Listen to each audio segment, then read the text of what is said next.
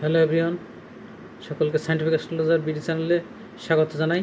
আজকে আমরা আলোচনা করব শনি গ্রহের 7.5 নিয়ে। শনি গ্রহের 7.5 7.5 কি? 7.5 হচ্ছে এই যে আমাদের রাশিচক্রের মধ্যে আমাদের যেখানে জন্ম সময়ে যেখানে চন্দ্র অবস্থান করে সেটা হচ্ছে আমাদের রাশি। যেমন কারো যদি মেষ রাশি হয় তাহলে তার রাশি হচ্ছে এটা মেষ রাশি। এটা মেষ রাশি। তো মেষ রাশি এর আগে মীন রাশি, মেষ রাশি এবং তারপরের রাশি, এই 3 ঘরব্যাপী শনি 7.5 বছর অবস্থান করে।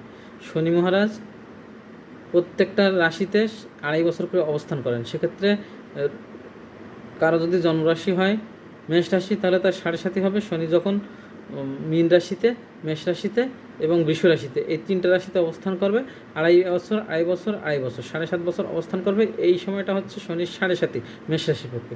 ঠিক সেরকম যদি আমি বৃষ রাশির কথা বিবেচনা করি, এটা যদি কারো জন্মরাশি হয় বৃষ রাশি, তো সেক্ষেত্রে তার বৃষ রাশির দ্বাদশ স্থানে অর্থাৎ গোচরে মেষ রাশিতে, বৃষ রাশিতে এবং মিথুন রাশিতে, এই 3টে রাশিতে শনি 2.5 বছর করে 7.5 বছর অবস্থান করে। এটা হচ্ছে শনির 7.5। এরকম যদি আমি আরেকটা ছক বিবেচনা করি, সে এটা একটা জন্মছক, এটা একটা ছক। এই ছকে কারো রাশি হলো মীন রাশি, এটা হলো কারো রাশি। তো যদি শনি এখানে অবস্থান করে তাহলে কি মীন রাশির 7.5 হবে? 7.5 হবে না। মীন রাশির 7.5 হবে কখন? যখন তার আগের রাশি মীন রাশি এবং তার পরের রাশি, এই 3টে রাশিতে 2.5 বছর করে 7.5 বছর অবস্থান করবে শনি মহারাজ, তখন সেই মীন রাশির 7.5 হবে।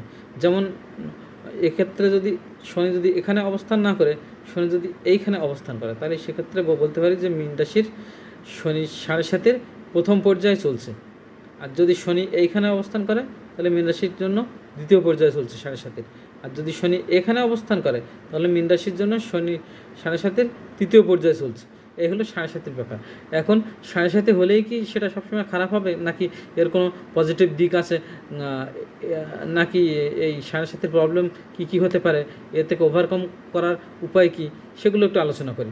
7.5 বলতে বোঝায় যে 7.5 বছর জন্মরাশি, তার পূর্ব রাশি এবং তার পরের রাশিতে শনির অবস্থান। প্রত্যেকের জন্মকুণ্ডলিতে 7.5 অবশ্যই ভোগ করা লাগে। যেমন সাধারণ একটা মানুষের লাইফ স্প্যানের মধ্যে 2 থেকে 3 বার 7.5 ভোগ করা লাগে। তো 7.5 হলেই কি খুবই খারাপ ফল দেবে? আসলে শনি মহারাজের কাজ কি, শনি গ্রহের কাজ কি? শনি গ্রহের কাজ হচ্ছে শনি রাজাকে ফকির বানাতে পারে, আবার ফকিরকে রাজা বানাতে পারে।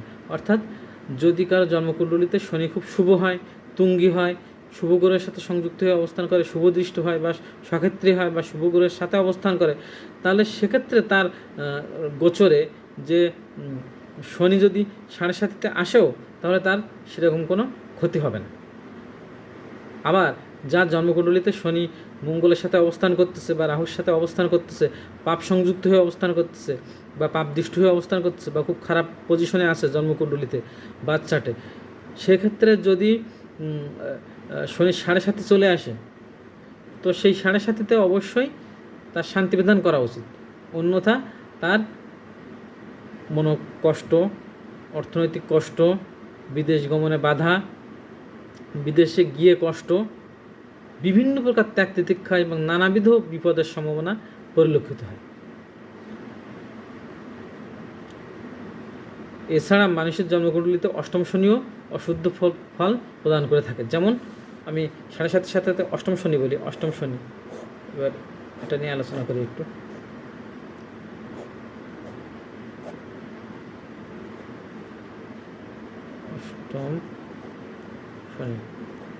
অষ্টম শনি বলতে বোঝায়, যেমন কারো যদি মেষ লগ্ন হয়, কারো যদি মেষ রাশি হয়, এটা যদি হয় রাশি, লগ্ন থেকে নয়, রাশি থেকে গণনা করতে হবে। তো মেষ রাশির অষ্টম স্থান কোনটা? বৃশ্চিক রাশি। এখানে যদি শনি অবস্থান করে, গোচরে যদি, অর্থাৎ বর্তমান সময়ের গণনায় যদি দেখা যায় তার জন্মরাশি থেকে অষ্টমে শনি অবস্থান করে। এটা কিসের গৃহ? মঙ্গলের গৃহ। মঙ্গল গৃহ শনির পক্ষে মোটেও সুখকর নয়। সুতরাং এক্ষেত্রে মেষ রাশির জাতকের ক্ষেত্রে যদি শনি বৃশ্চিক রাশিতে অবস্থান করে গোচরে, তাহলে অবশ্যই অশুদ্ধ ফল দেবে। এরকম জন্মকুণ্ডলী বিচার বিশ্লেষণ করে 7.5 ফলাদেশ করা উচিত। নইলে শুধু শুধু যদি 7.5 মানেই যে খারাপ সবসময়, সেরকম ভাবা উচিত না। কারণ যখন শনি একটা রাশিতে অবস্থান করে, তখন ওই রাশি এবং ওর পূর্বাপর অন্য রাশিরও অশুদ্ধ সময় চলে। কিন্তু তাই বলে কি ওই রাশির সমস্ত জাতক জাতিকাই অশুদ্ধ সময়ে বিপদাপন্ন হবে? তা কিন্তু নয়। যাদের জন্মকুণ্ডলিতে শুভ আছে শনি, তারা অশুদ্ধ প্রভাব থেকে মুক্ত হতে পারবেন এবং তাদের কোনো অশুদ্ধ প্রভাব পড়বে না, বরঞ্চ তাদের বিপদ থেকে ওভারকাম হওয়ার উপায় তারা পাবে। কিন্তু যারা জন্মকুণ্ডলিতে শনি পীড়িত, শনি পাপদৃষ্ট, শনি মারক, শনি অশুদ্ধ, তাদের অবশ্যই শনি গ্রহের শান্তি বিধান করা উচিত। সেক্ষেত্রে শনি গ্রহের শান্তি বিধান কীভাবে করতে হবে তা নিয়ে আমি আরেকটি ভিডিও বানাবো। অনুগ্রহ করে আমার সাথে থাকবেন এবং আমার চ্যানেলটিকে সাবস্ক্রাইব করবেন, লাইক কমেন্ট শেয়ার করে আমার পাশে থাকবেন। ধন্যবাদ সবাইকে।